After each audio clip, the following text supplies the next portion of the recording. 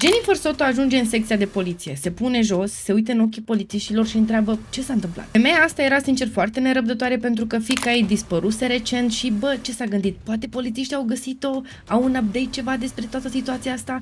Însă în schimb polițiștii au început să-i pună diverse întrebări despre iubitul ei cu care era împreună de vreo 7 ani și ceva. Au început să o întrebe care este rutina iubitului tău, are ceva închiriat, o cabană, un apartament, probabil, nu știu, o casă de vacanță, ceva. Se răspunde, păi nu, adică merge doar la cumpărături, vine acasă, este un bărbat destul de normal, dar până la urmă ce se întâmplă? La care polițiștii răspund, am găsit în telefonul lui imagini explicite cu o minoră. Ea și-a dorit foarte mult să vadă pozele astea, ok? Ia telefonul, se uită la ele și zice, da, ăsta este iubitul meu, ăsta este penisul iubitului meu și da, văd o fată lângă el, într-adevăr, dar, sincer, nu cred că ar face vreodată rău, adică este un om inocent. Probabil m-a înșelat, dar nu cred că ar face ceva rău. Polițiștii au rămas efectiv șocați pentru că, băi, îți arătăm niște poze cu soțul tău care se află în compania unei minore, întrețin relații intime și tu ești atât de relaxată, de degajată, mai ales că tu ai copii, adică ai avut o fiică care este dispărută, nu? Tu continui să iei apărarea când noi tocmai ce ți-am arătat pe telefonul lui videoclipuri și poze cu el, întreținând relații intime cu fiica ta dispărută de 13 ani. Și așa începe cazul Soto. Cazul ăsta va fi ceva mai complicat și probabil lunguț pentru că ne concentrăm pe 3 aspecte. Ce s-a întâmplat cu fata, comportamentul mamei și comportamentul iubitului. Iubitul de 37 de ani care a primit chiar de la mama fetei acordul să doarmă împreună cu ea având 13. Există foarte multe teorii în ceea ce privește cazul ăsta pentru că în primul rând totul se petrece în Florida. Lângă este un Disneyland, adică o zonă plină de copii, traficanții de persoane merg fix acolo, pedofilii la fel. Copii la grămadă efectiv și nici nu-ți dai seama când unul dispare. Și mai ales când unul dispare într-o zonă de asta aglomerată, îți ia mult timp până să observi că a dispărut și mai apoi spor la căutat. De asemenea, există multe lacuri. Și în lacurile astea sunt foarte mulți crocodili.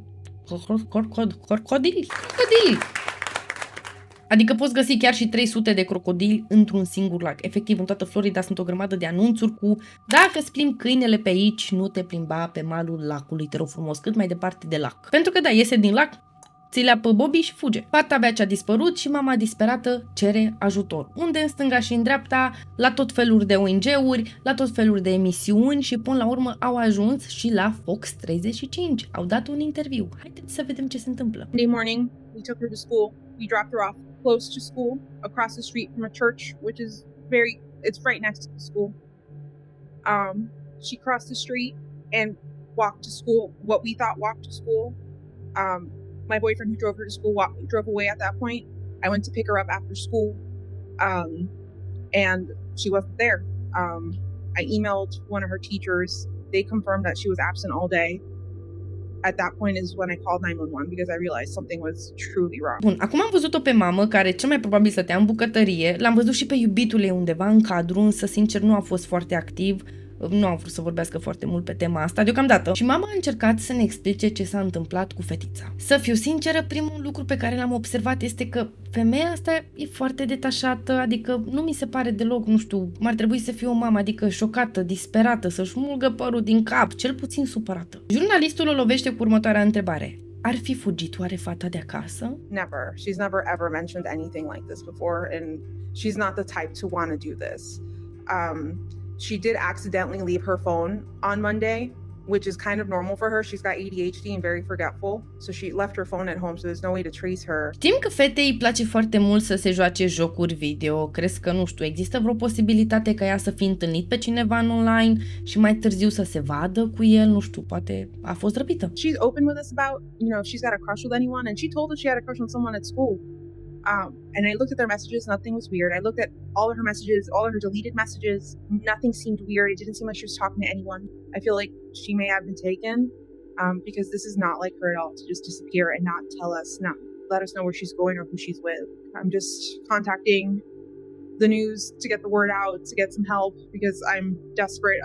I'm wrecked right now. Deși a rămas fără copil, femeia asta pare să fie foarte ok cu chestia asta, adică nu știu, cumva în sufletul ei avea speranța că fata se întoarce acasă, dar știa 100% că este bine, deși fata dispăruse, e ceva foarte ciudat. Într-un alt interviu ea a început să tremure foarte mult, adică avea mișcarea asta, știi? Și tu te gândești acum, băi, poate femeia abia ce a procesat ce s-a întâmplat și se află într-un fel de șoc, însă nu, pentru că, vă zic sincer, există o chestie de legănat la traumă.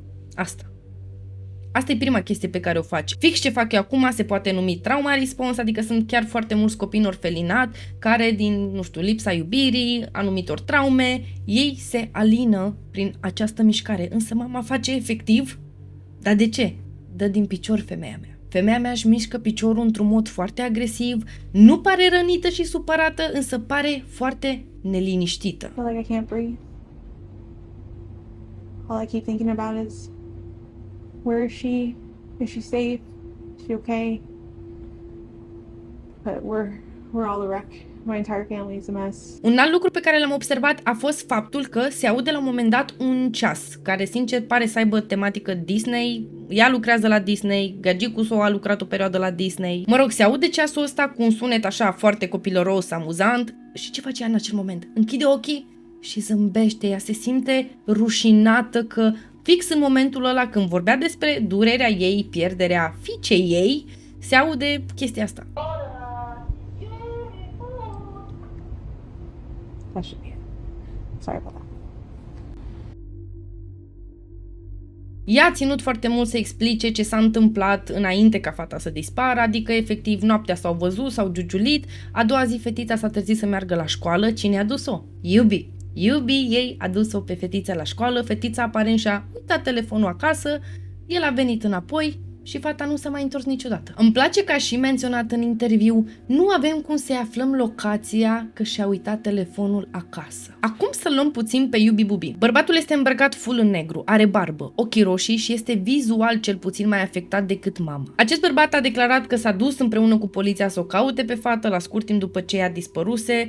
Fata abia împlinise 13 ani în acea duminică. O zi înainte ca fetița să dispară, s-a ținut o petrecere, a fost ziua ei, a împlinit vârsta de 13 ani și culmea, mama a lipsit de la ziua fetei pentru că lucra. Acum, sincer, no parent shaming, nu facem de astea, dar totuși este ziua fiicei tale, duminică. Știi că e ziua fiicei tale, poți să-ți iei liber cu, nu știu, înainte cu 6 luni de ziua ei să anunți că ți-ai liber, nu? Nevoia de bani o înțeleg, mai ales în America, este o viață foarte grea. Bun, perfect ok. Mă rog, trecem peste. El a continuat, a spus că s-a dus împreună cu polițiștii să o caute pe fată după ce a dispărut și la un moment dat a făcut o declarație cel puțin interesantă pentru polițiști. El a zis așa. Let's start to meet. She's been holding it together really well. And, it just keeps coming in waves. Just the reality keeps hitting. We don't know where she is. We don't know if she's safe. Just very happy. She was a happy kid. She's very sweet. She's a very sweet girl. She brings a lot of joy to us, and because like our whole world is upside down. Not feeling her presence here is sorry. It's hard. We just wanted a baby girl back. A fost un copil fericit. A fost. Mama este foarte obosită, este bipolară, a uitat să-și ia tratamentul la timp, chestia asta a afectat-o foarte mult, așa că s-a pus în pat la dorme o noapte bună. Iubitul ei, vrând să fie un tată vitreg responsabil, a luat-o pe fetiță, a dus-o la școală, după care s-a dus la un magazin de țigări electronice și a așteptat. Și nimeni nu a mai deschis și a așteptat mult și în zadar. Apoi s-a dus la un magazin și mai apoi a făcut pană. E luni, se întâmplă. Detectivul nostru îi spune direct. Dăm detalii clare. Ok, deci fata începe școala la 9:30 și îi pleacă de acasă undeva pe la 8:50. O lasă la școală undeva între orele 9:25 și 9:40. Între timp, mama s-a trezit la ora 9 dimineața, s-a îmbrăcat și a plecat la doctor pentru că avea o programare la ora 10 și 15 minute. Mama ajunge acasă la 11 și un sfert, se pune cu iubitul ei la masă și încep o bârfă puternică. Cât timp cei doi au stat la masă și au vorbit, el a început să explice mamei că uite, ne-am trezit amândoi un pic mai devreme, am vrut să o duc pe fată la Mac, însă ea din păcate era foarte somnoroasă, nu a vrut, așa că am dus-o la școală și cât am stat noi în mașină până am ajuns acolo, ea a dormit. Apoi m-am dus la vape shop-ul ăsta, nu a fost deschis, m-am dus la magazin, am încercat din nou să mă duc la vape shop, nu a mers și când să mă întorc înapoi spre casă, să stau să-mi fac treaba și mai apoi să mă duc să o iau pe fată, înapoi de la școală să o aduc acasă, am făcut pană. Mama ce zice, ok, nu este nicio problemă, mă duc eu după fată, adică undeva pe la ora 4 ar trebui deja să fiu la școală, să aștept, pentru că la ei în Florida este un sistem, toți părinții își așteaptă copiii în rând, în șir indian. Mă rog, se pune în șirul ăla și așteaptă 10 minute, 20, 30, 40 și zice, bă, dă-o dracu de treabă, ce se întâmplă? Dar ce se gândește la un moment dat? Dacă fata mea ar fi terminat poate orele mai devreme, habar n-am, și s-a dus singură pe jos acasă, așa că ce face? Maică sa se urcă înapoi în mașină și parcurge drumul pe care în mod normal fiica ei ar fi trebuit să-l parcurgă pe jos să ajungă acasă, însă nu dădea. A încercat să o sune, însă, surpriză, nu a răspuns nimeni și în cele din urmă a sunat-o pe prietena fiicei ei, care i-a spus: da, fata n-a fost la școală azi. Asta e prima parte a poveștii, adică reacțiile inițiale ale părinților, că el era tată vitreg în devenire, nici măcar nu era căsătorit cu măsa. Și toată ziua de luni în ordine cronologică din spusele părinților. Bun, hai să lăsăm astea puțin la o parte și să vorbim despre casa lor cu 4 dormitoare, ok? La parter avem așa, bucătărie, sufragerie și dormitorul mamei. La etaj mai avem 3 dormitoare care sunt numerotate, da? 2, 3, 4. Bun. 2 și 3 au fost închiriate de 2 fete și numărul 4 practic era o cameră de oaspeți. Teoretic nu locuia nimeni în ea, însă practic tatăl vitreg stătea acolo destul de mult timp. Acum dacă ai făcut un calcul, probabil te întrebă, bun, dormitorul mamei, așa, 2 și 3 sunt închiriate, 4 camera de oaspeți, unde mai stă tatăl vitreg, deși nu știu ce dracu caută la acolo, ar fi trebuit să fie cu gagică sau în pat, nu? Unde doarme fata? E bine, dragii mei, în sufragerie. În sufragerie există chestiile astea care practic separă living-ul de dormitorul ei și nu știu cum să le numesc, dar nu-ți oferă niciun pic de intimitate, adică vezi deasupra acestor chestii și în lateral, pe stânga și pe dreapta, dacă te uiți, poți vedea absolut tot ce se întâmplă. Și camera 4 este goală, la modul, de ce nu i-o dai fetei sau, at least, bun, nu i-o dai fetei, de ce nu doarme cu mama ei în dormitor? Adică de ce nu doarme maică sa în sufragerie la adică? Fata are 13 ani, este un adolescent, adică it's over, are nevoie de o grămadă de intimitate. Ei bine, din punctul ăsta, sincer, oamenii mei au început să facă declarații care i-au făcut pe polițiști să se uite cruciși la ei. În prima fază, polițiștii au intrat în casa asta, bun, și au discutat cu mama și au spus, băi, uite, am nevoie de o haină a fetei, eventual ceva ce ea purtase recent pentru miros, să le dăm câinilor să ia mirosul, să o urmărească, poate o găsim. Și în acel moment tatăl ei vitreg a spus, dar nu mai bine vrei o pernă? La care polițistul a spus, da bă, îi pune și o pernă, mulțumesc, dă-mi-o încoace. Însă atunci a intervenit Jennifer, maică sa, și a spus, păi da mă, dar tu ai dormit toată noaptea cu perna aia în brațe. Scuze, ce? În a doua fază, polițiștii au întrebat-o pe mamă, ce ai făcut după ce ai realizat că fiica ta este dispărută? Ai încercat să o cauți pe undeva împreună cu polițiștii, cu vecinii, pentru că efectiv toată lumea, cumva, toți au format niște grupulețe și au început să o caute pe fată în vecinătate, ok? Și mama ce zice? Băi, nu, am stat acasă pentru că mă gândeam dacă fata mea vine și nu mă găsește acasă. Jenny avea speranța asta, Sanchi, că fata se întoarce și ea trebuie să o aștepte acasă.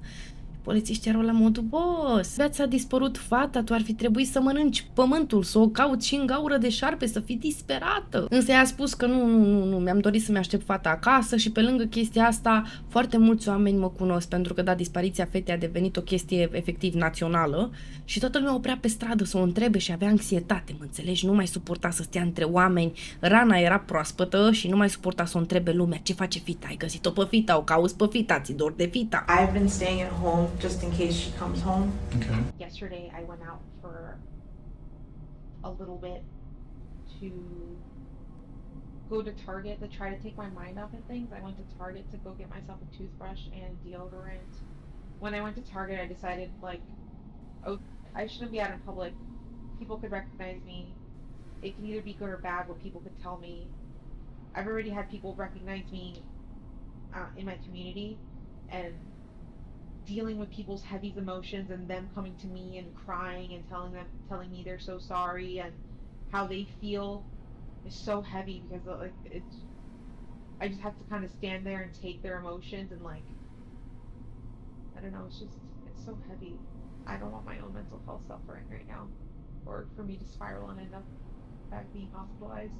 În primele 2 zile, sincer, polițiștii au vorbit mai mult cu mama decât cu loverboy-ul ăsta, despre care o să vorbim puțin mai târziu, că deja mă pucă nervii. Mă rog, vorbind tot cu mama, au reluat ziua de luni de cel puțin 100 de ori că, băi, ceva nu se pupa, adică femeia mea se contrazicea foarte mult în declarații. În primă fază a spus așa, ultima oară când am văzut-o pe fiica mea a fost duminică și mai apoi a schimbat, a zis nu, luni. După s-a contrazis din nou și a spus, bă, de fapt nu a fost luni, a fost duminică. Dar atunci polițiștii au întrebat-o, păi, tu ne-ai descris ce haine purta luni. Tu dacă n-ai văzut-o luni, de unde știi ce purta?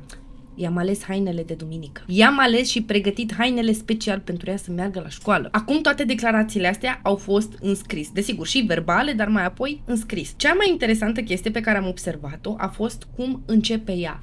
I saw.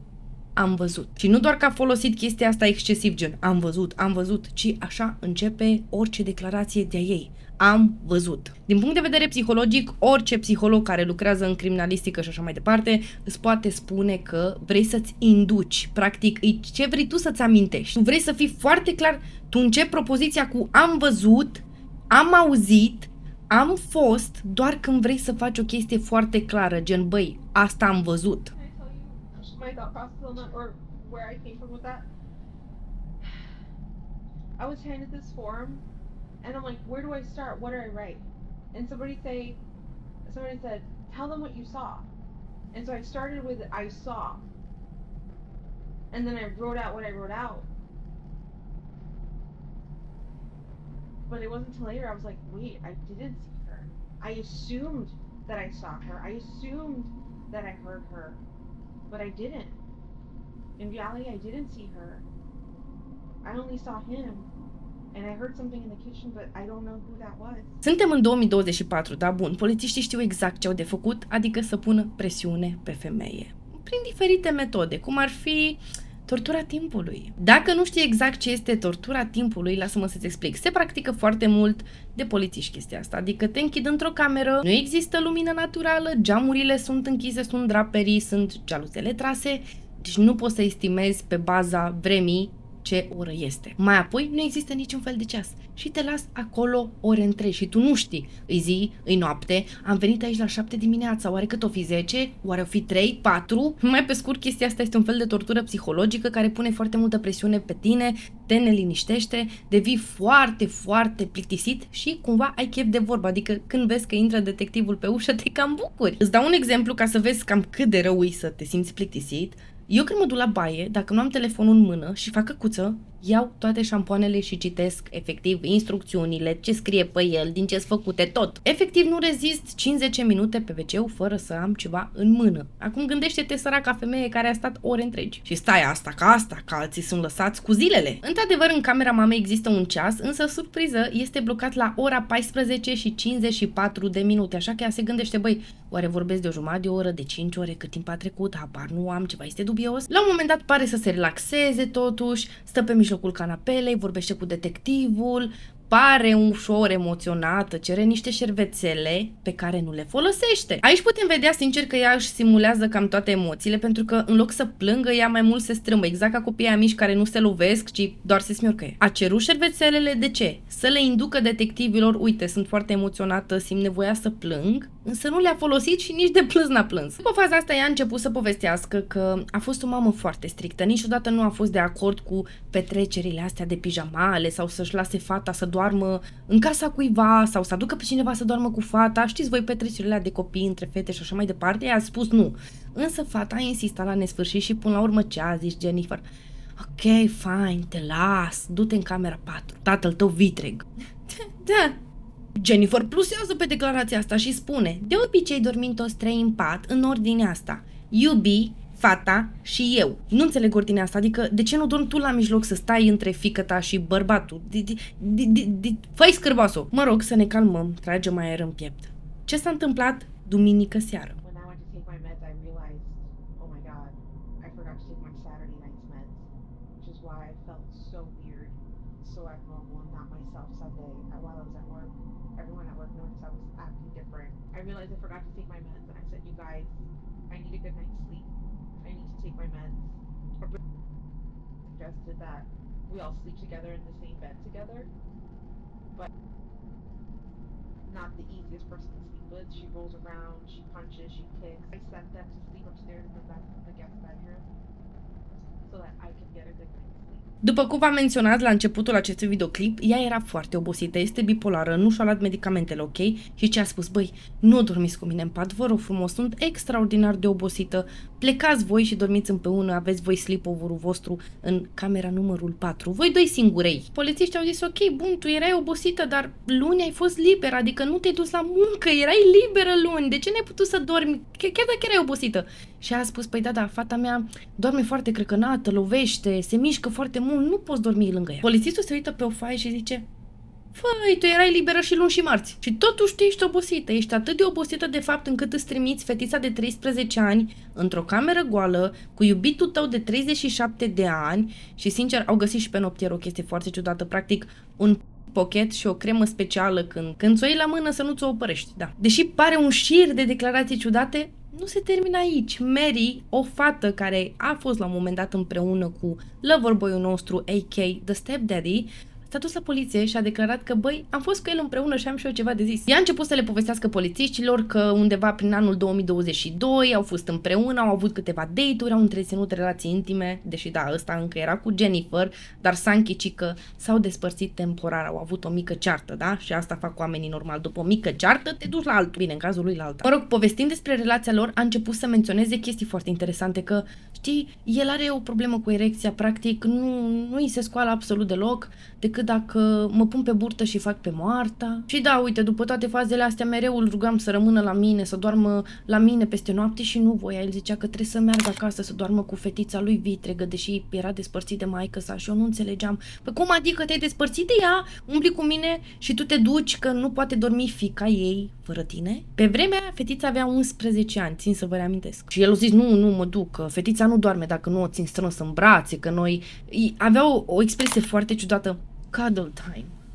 Cu o fetiță de 11 ani, jegosule. Mary a dat păpuci într-un final după ce ăsta a făcut o glumă destul de proastă. I-a spus, știi, dormind așa cu fetița, la un moment dat m-am întors și aveam erecție și a trebuit să o ascund. Logic că i s-a părut ciudat. Este o femeie sănătoasă psihic. Ia de păpucii. Deci bun, noi știm clar că el nu mai locuia cu Jennifer, însă ocazional o vizita pe fată. Din momentul în care ăsta a plecat din casă, fata a început să meargă la tot felul de psihologi și a început să se plângă că, uite, mie nu-mi place de omul ăsta, mă bucur că a plecat din casa noastră, stepdaddy, it's a piece of shit, nu ne trebuie nimic. Fata efectiv a început să strălucească de când omul ăsta a plecat. Notele ei efectiv urcau în sus, învăța foarte bine, era mult mai concentrată, nu se mai disocia la orice moment, însă el brusc a revenit înapoi la ele acasă, că era ziua fetiței, făcea 13 ani și ce a zis? Bine, să te stric de tot gen. Știu că pare că sar de la una la alta și ofer foarte multe detalii, însă, repet, este un caz care a avut loc în 2024 și vreau să vedeți exact prin ce au trecut polițiștii, ce declarații și cum au ajuns până la urmă în punctul în care să o găsească pe fata asta. Este un caz care merită toată atenția noastră. Din fericire suntem în 2024, așa că este destul de greu să comiți o crimă sau orice tip de infracțiune fără să fii prins. Polițiștii ce fac? Verifică toate camerele de supraveghere din oraș, efectiv din trafic. Și ce văd? Că amândoi mințiseră. De fapt, bărbatul ăsta a plecat undeva de la ora 7 dimineața și a condus până la ora 9 fără încetare, după care mașina s-a evaporat. A condus foarte haotic, nu avea nicio rută anume, s-a dus peste tot, însă nu la școală. Tot pe camere l-au văzut pe jegostul ăsta cum aruncă ceva în gunoi, așa că s-au dus, au controlat și au găsit o pungă în care se aflau mai multe chestii, printre care ghiozdanul fetei, laptopul, un păpuc de alei, fix mărimea ei, caiete, pixuri, toate acoperite de o vopsea albă. Până la urmă au putut confirma și pana pe care o făcuse tipul ăsta, pentru că au găsit roata desumflată undeva într-o ghenă de gunoi surpriză, da? L-au tras și pe ăsta în secția de poliție și au zis, dă telefonul, băiatule, să mă uit în el. Și el foarte relaxat, da, ia, nicio problemă. De fapt, există o problemă, să știi că am vrut să-mi fac update la telefon și din greșeală mi-am dat resetare din fabrică, așa că nu mai am nimic în el. Polițistul deja era așa, adică în ziua în care o fetiță de 13 ani dispare, tu vrei să-ți faci update la telefon și din greșeală îți dai resetare din fabrică. Da, dă-l încoace. Acum vreau să știți o chestie. Chiar dacă ștergeți ceva, niciodată nu-i șters. Orice a ajuns pe internet, rămâne pe internet, stocat undeva într-o bază de date, să nu zic chiar date de bază, da? Totul rămâne efectiv acolo, ai nevoie doar de un expert și fix chestia asta au făcut-o, dar bine, el a fost mult mai ușor pentru că toate fotografiile, toate conturile lui erau conectate în cloud, în drive. Pe fraierul ăsta, sincer, nu l-a dus minte absolut deloc. Degeaba resetezi telefonul dacă tu n-ai șters nimic din drive, din cloud, din toate chestiile astea, dar Doamne ajută că n-a făcut chestia asta. Polițiștii au găsit undeva la 90 de fotografii, printre care cele cu fetița și foarte multe cu vecina lui. V-am spus că numărul 2 și 3 au fost închiriate, camerele la două, de două fete. Ei bine, existau poze cu ele, le filma și le fotografia în timp ce ele se schimbau, făceau baie. Cum? Pe sub ușă. Uite așa. La scurt timp, polițiștii au vorbit și cu fata asta care a fost filmată în baie și fotografiată de handicapatul ăsta, practic cu chiriașa, da? Și a spus că, băi, am observat ceva ciudat, adică, da, din camera 4, sincer, eu nu prea auz zgomot și nici pe fetiță nu prea am auzit-o, însă, în schimb, dubiosul ăsta luni chiar a fost extraordinar de dubios, a început să spele haine foarte mult, el nu spală niciodată, el este foarte puturos. Efectiv, urca la etaj, cobora jos, urca, cobora, era foarte neliniștit. La un moment dat, atât chiriașele cât și Jennifer au văzut pe masa din bucătărie niște unelte, cum ar fi, nu știu, scule de alea de lucrat prin casă, un ciocan, un fierăstrău și îi întrebat omul, ce faci cu ele? am eu un proiect. Da, el făcea proiecte de-astea, figurine de-astea, mă rog. Mica aventura polițiștilor în telefonul handicapatului continuă și se uită în căutările lui din Google. Și ce caută el? Anestezic pentru copii și nou-născuți. Ei bine, dragii mei, vreau să vă zic că normal iei un anestezic de ăsta general când treci printr-o operație. Când ai o problemă extraordinar de gravă, ți se amputează un picior pe loc și efectiv te anesteziază, îți dă morfină, îți dă de toate să-ți treacă. Dar el nu trecea printr-o operație, nici cineva drag de-a lui n-a trecut printr-o operație, așa că de ce dracui trebuie lui anestezic? Următoarea chestie pe care el a căutat-o pe Google a fost: dacă iau acest anestezic, iese la testul de sânge. În 2024 să fie atât de prost, Doamne, ia-mă și du-mă. Aventura continuă. Au intrat în Google Drive, unde au găsit undeva la 1700 de clipuri și poze cu această fetiță care era filmată în timpul în timpul... E ceva foarte urât, adică nu. Refuz să mă mai gândesc la chestia asta. Mă rog, într-un final au găsit 35.000 de videoclipuri și poze cu conținut explicit care implică minori, adică nu doar fetița asta, mulți alții. Cum nu știu sincer dacă el ar fi cumpărat pozele astea sau dacă ar fi abuzat alți copii. Chestia foarte nasoală care a fost descoperită sincer când au căutat aceste poze a fost faptul că unele poze sunt de acum 5 ani, adică fetița avea 8 ani de când abuzul a început sau cel puțin de când ăsta a început să filmeze. Într-un videoclip vechi apare fetița care avea 8 ani și animalul ăsta îi zice: ia-mi și mie drâmba asta uscată în gură timp de 3 secunde, vezi că număr 1, 2, 3, altfel nu mai vezi telefonul. În alte poze și clipuri apare doar fetița dormind în camera ei, adică în camera numărul 4, pardon, nu în camera ei, în sufrageria ei, că pe acolo putea trece oricine să observe că ciudatul ăsta face poze. Și acum să și mă gândesc, bă, mama știe de treaba asta, adică este aproape cam imposibil să nu știi de cum îi explici unei mame ce se întâmplă. Eu stau și mă gândesc, eu dacă aș fi fost detectiv, cum mă duc la mama asta să-i arăt pozele și videoclipurile astea și să-i explic situația de la A la Z, să zic, băi, fiica ta este abuzată de la 8 ani, de 5 ani de zile este terorizată. Mă rog, când au început să vorbească cu mama despre chestiile astea, ea căuta cumva să intre în discuție cu polițiștii despre iubitul ei, dar în sensul bun. Așa el, copilăros, întotdeauna a fost foarte bun, foarte blând, foarte înțelegător, că știi, fata mea e o fetiță specială și nu-i ca orice alt copil, este foarte complicată, însă el mereu a avut așa o... Ea zice chestiile astea după ce a văzut clipurile alea cu fiică sa gen și polițiștii erau be careful, be careful, noi știm că tu exagerezi, că minți sau ba chiar mai mult, ei apărarea jegosului. I-au permis mamei să vorbească atât de mult, i-au oferit practic un mediu foarte safe, nu se simțea judecată în halul ăla, încât femeia la un moment dat a râs. Very similar. They're both very childish. Polițistul la un moment dat a întrebat-o: băi, ți s-a întâmplat în momentele în care voi trei dormeați în același pat să te trezești, fata fiind la mijloc, să-i prinzi în, nu știu, niște ipostaze mai intime, să miroși că ceva se întâmplă? Și au zis că, păi nu știu, că mereu o vedeam pe fata mea că doarme pe pieptul lui, adică el stătea așa și fata dormea undeva aici, exact cum dorm tinerii îndrăgostiți, da? They would snuggle, yeah. But we all snuggle. I didn't think that was that problem. He would lay down like this and she would be right here in the nut. So they would snuggle, sometimes him being in his boxers. He would wake up and she'd be in the nook of his arm, essentially in a cuddling position. And you never found that weird. Ei bine, polițistul atunci a jucat cartea impecabil, efectiv, te iubesc, domn polițist. A ascultat-o în timp ce vorbea și a observat următoarea chestie: băi, ea este îndrăgostită de el, e moartă, e leșinată, e turbată, face spume la gură după el. Practic nu-i pasă de fiică sa că a murit, că a fost violată, că a trecut, că dacă mai e vie, unde o găsim, știi? Astea ar fi preocupările unei mame, mai ales în situația ei. Dar nu, ea efectiv vorbea despre ciudatul ăsta și îi se lumina ochii când vorbea. Și atunci ce a zis polițistul? Bun, ai luat în considerare faptul ăsta, așa că poate te-a înșelat.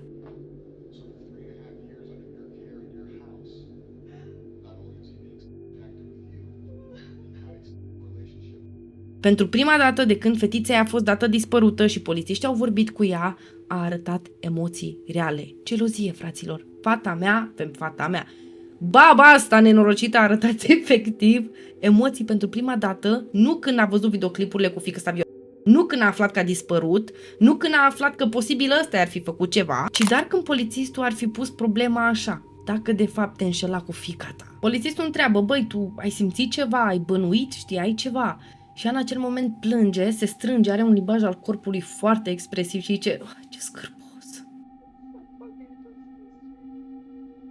Polițistul nu se lasă și spune, da, îți dai seama ce scârbos, a tratat-o pe fiica ta cum ar fi trebuit să te trateze pe tine. Acum o întreabă, crezi că e moartă sau ce crezi că s-a întâmplat cu fiica ta? Ea a spus că, băi, nu știu, Northport, cred că acolo a aruncat-o, undeva pe lângă mai este și o pădure, pe acolo cred că ar trebui să verificăm, cred.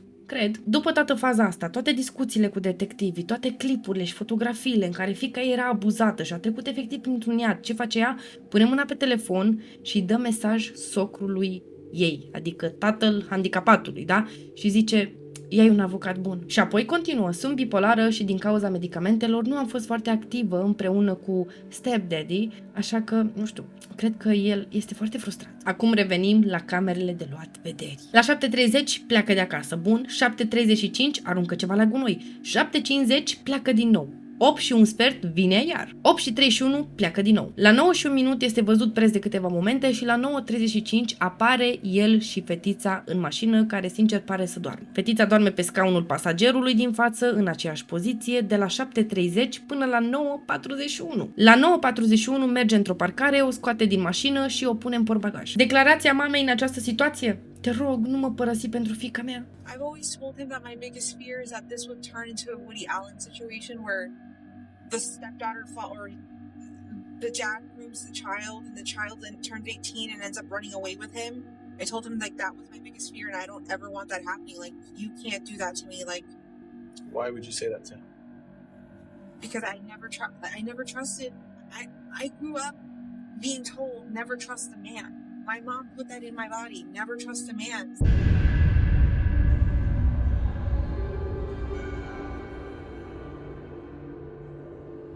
Pedofilul nostru are un cont de Reddit pe care și eu l-am găsit. Stau obsesiv și citesc fiecare comentariu pe care el l-a lăsat. Aparent el petrecea foarte mult timp pe Reddit, avea un cont numit Sustinet, cuvânt din latină care înseamnă sprijin, și 90% din postările lui sunt despre jocuri, chestii din Disney și 2% oh boy. Alea 2% e tot ce contează. Pentru cei care nu sunt obișnuiți cu Reddit, let me explain. Este un site unde mii de străini vorbesc despre diverse subiecte, fac parte din diferite grupulețe, spre exemplu, jocuri video sau true crime. Și să-ți dau un exemplu, true crime, da? Ei bine, acolo un om random poate pune o întrebare legată de o crimă sau un criminal și oricine îi poate răspunde, poate primi chiar și mii de răspunsuri. Ei bine, postările și toate comentariile pe care tu le lași la alte postări rămân undeva pe pagina ta, pe profilul principal. Oricine poate vedea tot istoricul tău și așa am ajuns la alea 2%. La un moment dat cineva întreabă dacă ai fi criminal, pe cine omorâ. Și el zice, oamenii care refuză să-i lase pe alți șoferi să se încadreze, oameni care merg la magazin cu mai multe chestii decât ar fi necesar și cumpără toate chestiile. Gen ok, am înțeles, ești un ciudat. De asemenea, aparent avea o plăcere să urmărească Small X Girls sau sfaturi pentru adolescenți. Și da, ai înțeles bine, sfaturi pentru adolescenți. Era un grup cu adolescenți care aveau nevoie de sfaturi și el își petrecea timpul acolo, oferind sprijin, nu? Că până la urmă așa e numele lui, unui adolescent aflat în nevoie. Restul de 90% din postările astea erau despre joculețe vintage. Spre exemplu, brelocul ăsta e un breloc și are un animal în el pe care trebuie să-l hrănești, să-l crești. E un fel de, nu știu. Aveam și noi ceva de genul ăsta pe telefon, cred că pulchema, nu, căcuțul ăla mic pe care trebuia să, nu știu, îl îngrijești, să-i faci baie, să-i dai de mâncare dacă nu murea. Bine, la fel era și chestia asta, numai că o puneai la chei și trebuia să ai grijă de animăluțul tău. Acum, chestia asta este extraordinar de scumpă, adică una de asta ajunge la câteva sute de dolari, sunt considerate cumva vintage și el nu lucra. Interesant, nu? Merge mai departe cu postările, foarte multe proiecte pe care le făcea, niște figurine pe care le picta și la un moment dat o poză chiar și cu fetița. Da, el a postat-o pe fetiță pe Reddit. La un moment dat, pe un grup, cineva a pus următoarea întrebare pe Reddit. Care este cea mai grea parte când vine vorba de dating după 30 de ani? Animalul ăsta a răspuns, este foarte greu să găsești pe cineva destul de inteligent să folosească cremă de soare ca să nu arate bătrân. Femeile din ziua de azi nu se mai îngrijesc. Adică, din nou, el urmărea pagini cu fete sexy care arătau micuțe, petit, dădea răspunsuri de genul ăsta că preferă oamenii care arată foarte tineri. Ceva dubios. Mă rog, animalul a fost arestat, pus într-o cameră, el a stat undeva la 3-4 ore acolo, singur, izolat, fără lumină, fără ceas, fără nimic. Și vă ziceți, probabil polițiștii n-au chef de muncă, dar nu, dragii mei, ei își fac treaba din nou, îl torturează psihic. El era filmat. Deci, da, tu când ești la poliție și ești într-o cameră de genul ăsta și ai impresia că ești privit, da, dragul meu, ești privit, ești filmat, toată lumea știe orice faci tu. Tu ești lăsat acolo doar să aduni anxietate.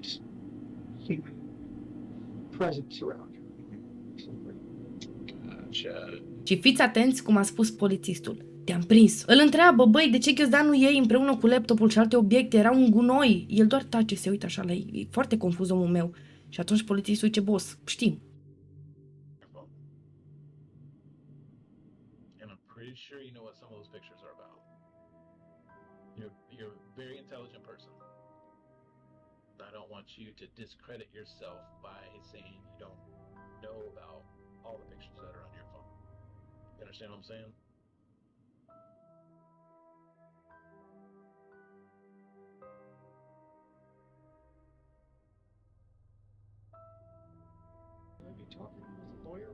El a simțit că merge pe o gheață destul de subțire și că poliția vrea cumva să-l joace și la scurt timp 2 femei au venit, băi, la 2 femei, bine, țapene, mi-au plăcut de ele extraordinar de mult. Femeile astea de ce au venit? Să-i facă fotografii, inclusiv la cuculeț. I-au luat mătărunga în mână pe o parte, pe alta și i-au zis femeile, nu încerca să faci o mișcare că mănânci din covor, te punem pe jos și te batem. Și mi-a plăcut foarte mult că femeile mele au venit pline de motivație, știau ce au de făcut, nu l-au menajat, adică nu i-au zis, îmi pare rău dacă te-am tras sau îmi pare rău dacă sunt dură, nu, dă-te, drecul, l-o tras, l-o nenorocit pe ăsta. Să stătea acolo așa săracul, umilit, cu puța pe afară, vă dați seama, dacă te întreb de ce îi făcea poză la puță. Ei bine, există anumite fotografii în care apare fetița făcând sex oral și logic nu-i se vedea fața lui, se vedea doar mătărunga, așa că ce au zis? Bun, îți facem poze și comparăm pozele. Vreau să văd dacă ciucurelul ăsta e ciucurelul din clip. Mama a fost foarte dubioasă când a văzut pentru prima dată fotografiile și clipurile cu ei doi în situațiile intime, pentru că, băi, în primul videoclip, vă dau un exemplu, apărea el de sus până jos, îi se vedea fața, corpul absolut tot, se vedea fetița, da? Și a zis, ai fetița mea, dar pe nu știu dacă el, poate seamănă, dar nu știu dacă el. După faza asta, polițiștii i-au arătat mamei o fotografie în care fata făcea sex oral, deci fața animalului nu se vedea doar ciucurelul și fetița, ok? Și a zis, asta e a lui. A mea era fericită să o vadă și în poză. Ceva rău. Polițiștii lasă pe animal în pace, merg înapoi la mamă, care desigur vorbea, din nou, despre cine? Despre iubitul ei. Și știți care e faza? Despre animalul ăsta ea vorbea destul de neutru spre drăguț, la modul, așa e el copiloros, da, mai greșește că e bărbat, adică dădea în el, dar nu prea dădea în el. În schimb, despre fiică sa, dezorganizată, ea nu este ca orice alt copil, își lasă hainele pe jos, adică era foarte răutăcioasă, adică cu fiica ei care abia dispăruse, nici nu știm dacă mai este vie sau nu. Nu mai avem ce discuta cu voi. Deocamdată facem o conferință și au făcut anunț public. S-a întâmplat chestia asta, fetița a dispărut, avem 2 suspecți. Tată și mamă, bine, tată vitreg în devenire. Dacă cineva știe ceva, vă rog frumos să ne anunțați. Și cine apare la secția de poliție? Thomas, un străin. Străinul ăsta a zis, băi, uite, eu am văzut mașina asta în locul ăsta. Am văzut un tip care își schimba roata. Și polițiștii știau că ăsta a făcut o pană într-adevăr și a schimbat roata. Du-te acolo, uite acolo, l-am văzut, du-te. Nu l-au băgat în seamă. Efectiv, polițiștii au zis că e prea vag ce ne spui tu și nu ne ajută în investigația asta. Thomas se enervează, se urcă în mașină, merge fix în locul ăla în care l-a văzut pe animal, că schimbă roata, face poze și merge din nou la secția de poliție și zice, de data asta mă asculți, aici l-am văzut, eu știu ce am văzut, taci și merge acolo. Într-un final, Thomas, Doamne ajută, a fost ascultat și în mai puțin de o oră au găsit trupul fetei undeva într-o zonă ușor împădurită, printre copaci, ea stătea pe jos într-o poziție de fetus, a murit strangulată. Unii spun că mama ar fi primit imunitate în schimbul unei declarații, însă este o minciună, este răspândită peste tot pe internet și dacă cineva îndrăznește să mă contrazică, îi dau cu dosarul direct în cap. Informația asta falsă s-a răspândit atât de rapid pentru că, într-adevăr, mama a primit așa o chestie cadou de la detectiv, să spun, însă nu imunitate. Practic, ea a vorbit la un moment dat, pe data de 18 aprilie, cu un detectiv, ok? A fost filmată și detectivul i-a promis, orice vorbești în interviul ăsta nu va fi folosit împotriva ta, niciun fel de informație, poți să zici absolut ce vrei. Promit că în interviul ăsta nu se va întâmpla nimic. Adică a existat un singur interogatoriu unde i s-a promis că, băi, nu folosim niciun fel de informație împotriva ta dacă ne dai vreun indiciu. O altă chestie ciudată înainte ca această fetiță să dispară, ea practic trebuia să meargă în Texas la tatăl ei biologic, ok? Bun, nicio problemă. Înainte ca fata să plece spre tatăl ei, mama i-a dat un mesaj și i-a spus așa: sper că nimeni nu atinge sau o filmează pe sub ușă cât timp e la baie. Adică își făcea griji că poate fiica ei trece fix prin aceleași lucruri prin care trec toate femeile din casă, că sunt filmate. Adică știa. Există o teorie destul de oribilă că poate fata ar fi fost abuzată fix lângă mamă în timp ce dormeau toți trei în același pat. Chestia asta, sincer, nu a fost dovedită, însă el a fost într-adevăr acuzat și reținut. A fost acuzat de crimă. racolare de minori și deținere de materiale explicite cu minori. Însă acum hai să vedem cum dovedim că mama ar fi vinovată, dacă e vinovată. Hai să vedem. Una dintre cele două chiriașe oferă un interviu și spune: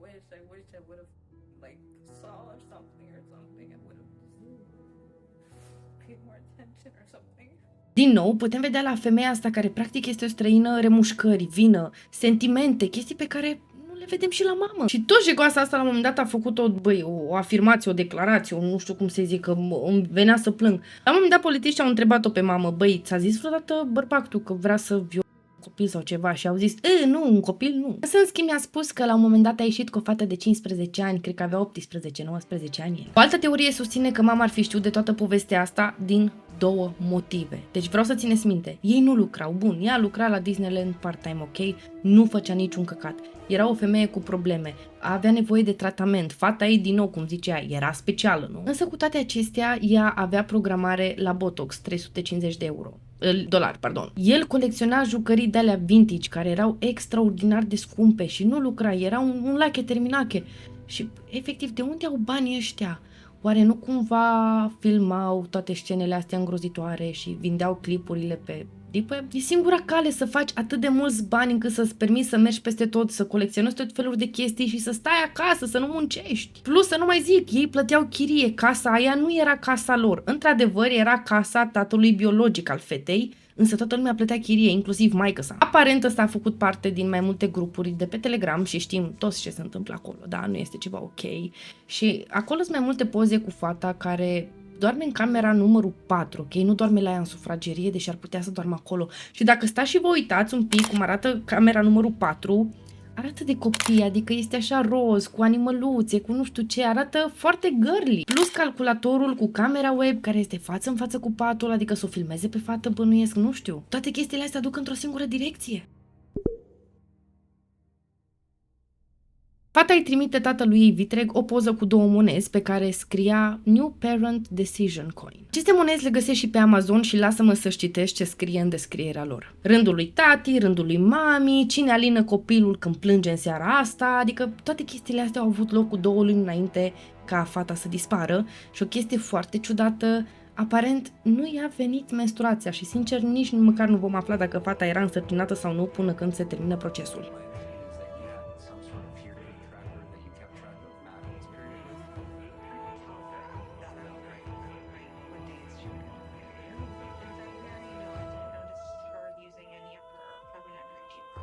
Setul ăsta, într-adevăr, este un cadou pentru niște oameni care așteaptă un copil și fata îi cere chestia asta printr-un mesaj. Deci ei comunicau, ea deja era full conștientă de abuz. O altă informație de ultimă oră, vreau să știți că fata asta mergea într-un cor, cânta ok. Acolo avea un profesor. Profesorul ăsta a fost arestat pentru că deținea imagini cu ea explicite. Chestia asta întărește ideea de profit. Au abuzat-o pe această fată să facă bani. Vorbim de acuzații, 60 în total, toate pe capul lui și, sincer, legea lucrează, toți oamenii din lege lucrează împreună la ora actuală să-l condamne la moarte, deși suntem în 2025. Procesul încă rulează, nu știm cum se va termina toată treaba asta, maică-sa, Jennifer, adică nu a fost acuzată, nu știu ce se va întâmpla cu ea. Cred că se va ține un proces separat pentru ea și sper din suflet să fie așa, pentru că, oh boy, este atât de evident că amândoi profitau de ea și că era full conștientă de ceea ce se întâmplă și nu pot să arunca cu asta că sunt bipolară. Bipolaritatea nu înseamnă să fii legumă, să nu fii conștient de ceea ce se întâmplă în jurul tău, ok? Dacă e să vorbim despre bipolaritate, de ce nu te-a luat o criză de nervi când îți abuza copilul să iei și tu o vază să-i spargi capul să-l omori? Tu n-ai văzut un bipolar la nervi? Îți arăt eu. Era să zic că nu, eu sunt normală. Nici în ce ne duci. Da, cam asta a fost și cazul frumoșii mei. Vă mulțumesc că m-ați urmărit până la final. Nu uitați că mă puteți susține cu un like, un comentariu, să vă abonați, să apăsați pe clopoțel că postăm în fiecare sâmbătă sau puteți deveni membri că aveți niște avantaje super mișto, nu aveți parte de reclamă, de cenzură, vedeți content extra, adică interviuri și poze de la locul crimei și de asemenea vedeți orice videoclip în avans cu o săptămână. Nu uita că te aștept și pe Insta unde noi ținem legătura, vorbim, îți dau insider-uri care mai de care spicy pe story și tot acolo tu poți să alegi care să fie următorul episod. Eu vă super pup frumoșii mei și noi ne auzim data viitoare.